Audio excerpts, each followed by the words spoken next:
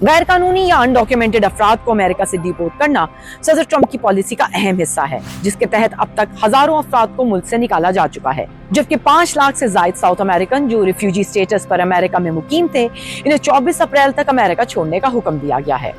लेकिन पिछले 2 हफ्ते के दौरान जिन लीगल अफराद को निकालने के इकदाम किए गए हैं, इस पर अमेरिका में सवाल उठाए जा रहे हैं। हाल ही में वाशिंगटन डीसी में वाक़या निहायत प्रेस्टिजियस जॉर्ज टाउन यूनिवर्सिटी, जो आपको मेरे पीछे दिखाई भी दे रही है, इसी के प्रोफेसर और पोस्ट डॉक्टोरल फेलो बदर खान सूरी को US customs and immigration enforcement ने 17 मार्च को डीसी से जुड़ी रियासत वर्जीनिया में वाक़या इनके घर से हिरासत में लिया था। इनकी डिपोर्टेशन को फेडरल जज के हुक्म के मुताबिक फिलहाल रोक दिया गया है, जबकि बदर सूरी पहले वर्जीनिया और फिर मुख्तलिफ डिटेंशन सेंटर्स के बाद अब एक दूर दराज रियासत लुजियाना भेज दिए गए हैं। इनकी गिरफ्तारी की फौरी वजह सामने नहीं आई थी जब तक कि डिपार्टमेंट ऑफ होमलैंड सिक्योरिटी की असिस्टेंट सेक्रेटरी ट्रिशा मैक्लोगन ने अपने एक्स पैगाम में कहा कि बदर सूरी का हमास के एक ऐसे सीनियर एडवाइजर से ताल्लुक है जो कि सस्पेक्टेड टेररिस्ट है, जिसकी वजह से इन्हें अमेरिका से डिपोर्ट किया जाना बिल्कुल कानूनी फैसला है। बदर सूरी की अहलिया फलस्तीनी नजाद अमेरिकन हैं,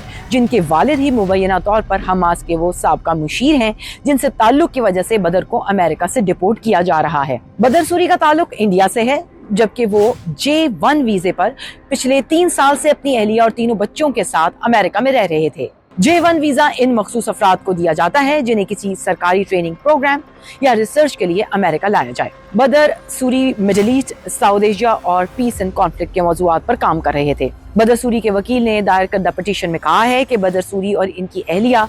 अमेरिका की इसराइल से मुतल्लिक खारजा पॉलिसी के नाकिद हैं, जो इनकी मुल्क बदरी की मुमकिना वजह है। इंसानी हकूक की तंजीम अमेरिकन सिविल लिबर्टीज यूनियन ने इस हिरासत के खिलाफ